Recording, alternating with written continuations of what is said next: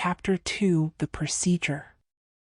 The straps creaked with the tortured sound of leather stretched beyond its limits as Marco thrashed against his bonds, the ancient material groaning like a dying animal.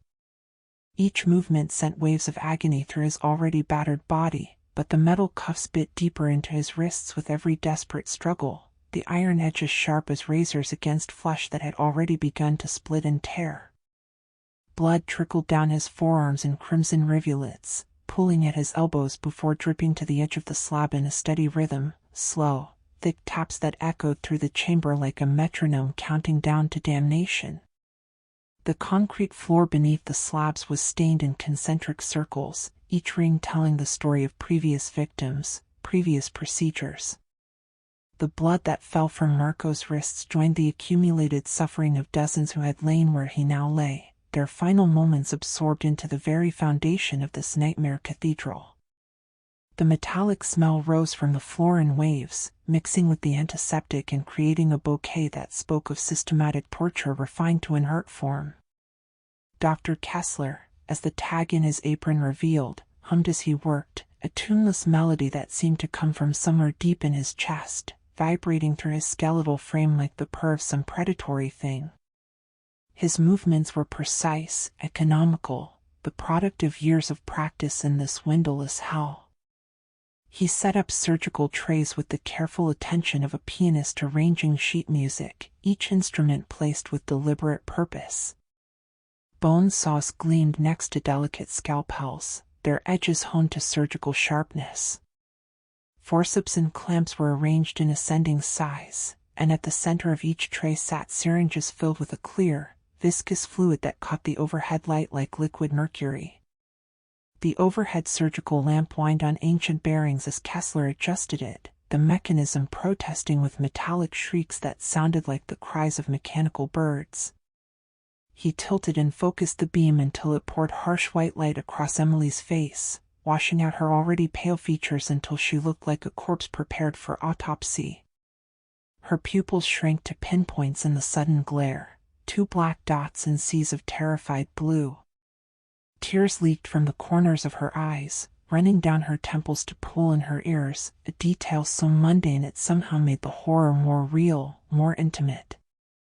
With practiced movements, Kessler pulled Emily's head into position, his fingers surprisingly gentle as they manipulated her skull.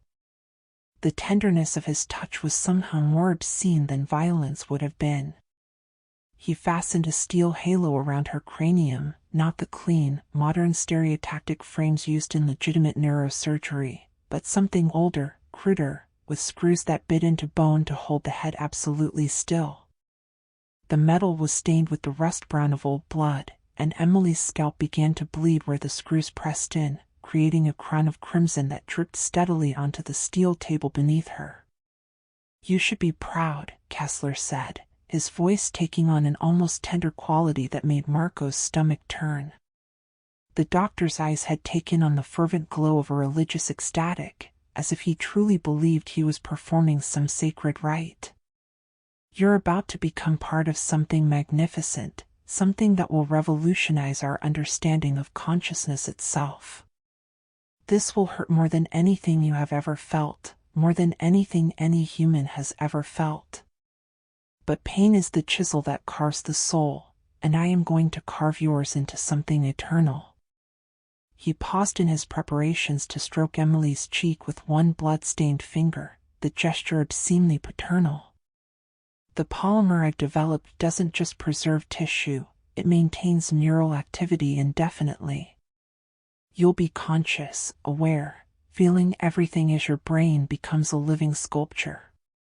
The pain will become part of you, woven into every thought, every memory.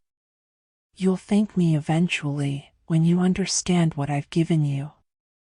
Emily tried to speak, but only managed a strangled whimper through the tube in her throat. The sound seemed to please Kessler, who smiled with genuine warmth before turning back to his instruments. He didn't wait for an answer. The bone saw screamed to life with the mechanical fury of a chainsaw designed for more delicate work. The sound filled the chamber, bouncing off the tiled walls and amplifying until it seemed to come from everywhere at once. The circular blade spun with surgical precision, designed to cut through skull while leaving the precious brain tissue beneath untouched.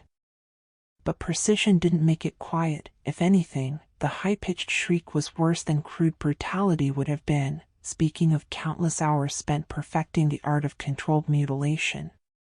Marco shouted until his throat tore, his voice breaking and reforming around screams that seemed to come from somewhere deeper than his lungs. The sound of the saw eating into Emily's skull was worse than her screams, a high, vibrating shriek that seemed to burrow into his bones and nest there like some parasitic frequency. Wet chips of bone flew in small arcs, pattering against the walls and floor like hail made of calcium and dreams. The smell of burning bone filled the air, sweet and nauseating, mixing with the copper scent of blood and the acrid ozone smell of the saw's motor working at maximum efficiency. Kessler worked with the concentrated focus of a master craftsman, following the line he'd marked on Emily's scalp with surgical ink.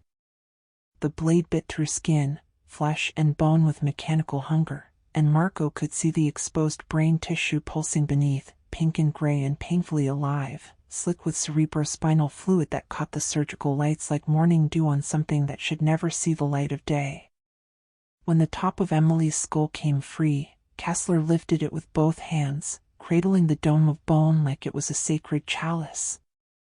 He set it gently in a steel basin filled with preservative solution, the skull cap floating there like some horrific communion wafer. The brain beneath pulsed with Emily's heartbeat, each contraction sending ripples across the surface of exposed tissue that looked like thought made visible. "Beautiful," Kessler murmured, his voice thick with something approaching sexual ecstasy. "Look how it moves, how it dreams even now. Do you know what you're seeing, Marco? This is consciousness itself, laid bare and waiting to be transformed into something greater than mere humanity ever achieved." He reached for the first syringe, holding it up to the light to check for air bubbles with the careful attention of a legitimate medical professional. The fluid inside was clear but viscous, moving like liquid glass when he tilted the barrel. "My polymer blend," he explained conversationally, as if discussing the weather instead of the contents of a madman's laboratory. 7 years of research, hundreds of test subjects, all leading to this perfect moment. It bonds with neural tissue at the molecular level, creating a matrix that preserves not just the physical structure, but the electrical patterns that create thought, memory, consciousness. When he plunged the needle directly into Emily's exposed brain tissue, her entire body convulsed with such violence that the steel table shook on its foundations. The restraints held, but just barely, leather straps stretching and metal joints shrieking under the strain. Her back arched so severely that Marco could hear vertebrae popping, and foam flecked with blood began to form at the corners of her mouth around the breathing tube. The liquid hissed as it spread through the brain tissue, and Marco could actually see it happening, watch as the clear polymer infiltrated the gray matter like some alien infection, creating crystalline pathways that caught and reflected light. Emily's sobs dissolved into strangled gasps that came in rhythm with the machine that was breathing for her, each exhalation carrying a sound like tearing silk. "The beautiful thing about conscious preservation," Kessler continued, drawing up another syringe, "is that the subject experiences every moment of the transformation. Every neural pathway being encased, every synapse being locked in eternal firing, all of it preserved in perfect, agonizing detail. She can feel her thoughts crystallizing, her memories being set in polymer amber forever." Marco could do nothing but watch as the doctor worked with methodical precision, inserting thin glass tubes into the soft folds of Emily's brain like some obscene acupuncture. Each insertion brought fresh convulsions, sounds that weren't quite screams and weren't quite laughter. Kessler pumped more of the polymer through the tubes, and Marco could see it spreading like luminous veins through the brain tissue, creating patterns that pulsed with their own sick light. The polymer bubbled faintly where it met living tissue, giving off a chemical reek that burned the nose and throat like inhaled fire. The smell was wrong in ways that transcended mere offense. It was the scent of life being transformed into something that had never existed in nature, consciousness being poisoned with permanence. Emily's eyes had rolled back in her head, showing only whites that were shot through with burst blood vessels. But Kessler leaned close to her face, studying her with the intensity of an artist examining his masterpiece. Still conscious, he reported with satisfaction. The polymer preserves awareness even as it transforms the substrate. She can feel everything, the burning, the crystallization, the slow transformation of her thoughts into something eternal and perfect. When the doctor finally turned to Marco, he was spattered with blood and cerebrospinal fluid from crown to knee, but his smile was radiant with the joy of completed work. Behind him, Emily lay still except for the mechanical rise and fall of her chest, her exposed brain now a web of crystalline pathways that pulsed with unnatural light. "Your turn," Kessler said, selecting a fresh saw blade from his tray of instruments. The blade gleamed like a silver smile, its teeth designed for the specific task of opening skulls while keeping their contents viable. "I do hope you've been paying attention to the process. You'll want to appreciate every detail of what's about to happen to you." Marco fought with everything he had left, throwing his body against the restraints until his shoulders nearly dislocated, feeling ligaments stretch and tear under the strain. The metal cuffs cut deeper into his wrists, and he could feel tendons starting to separate from bone, but the bonds held with the inexorable strength of engineering designed for exactly this purpose. His struggles only served to entertain Kessler, who watched with the pleased attention of a parent watching a child's first steps. The saw bit into Marco's skull anyway, the blade finding the marked line on his scalp with surgical precision.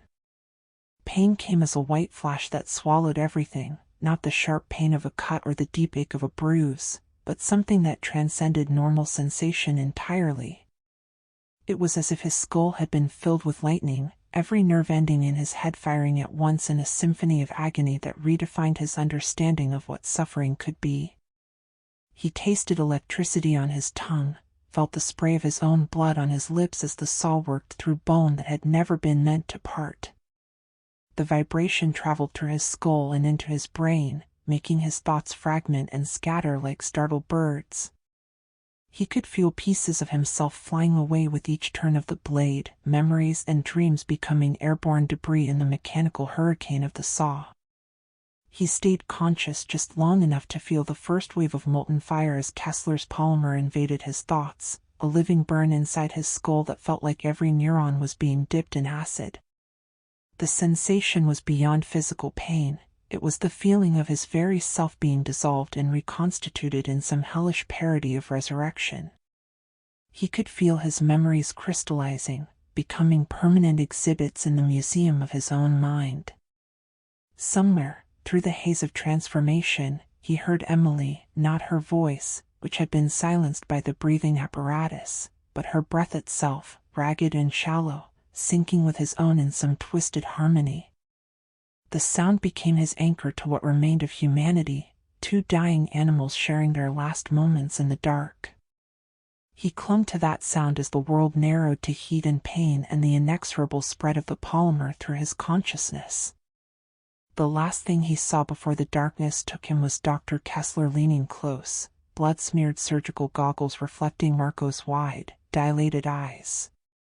In those reflections, he could see himself becoming something else, something that would remain conscious and aware for eternity, trapped in a crystalline prison of his own thoughts. "Perfect," Kessler whispered, his voice full of the satisfaction of work completed and dreams fulfilled. "Absolutely perfect." Then the darkness swallowed Marco whole, though he remained terrifyingly aware that this mercy was only temporary. In Kessler's laboratory, even oblivion had been conquered, and consciousness was forever.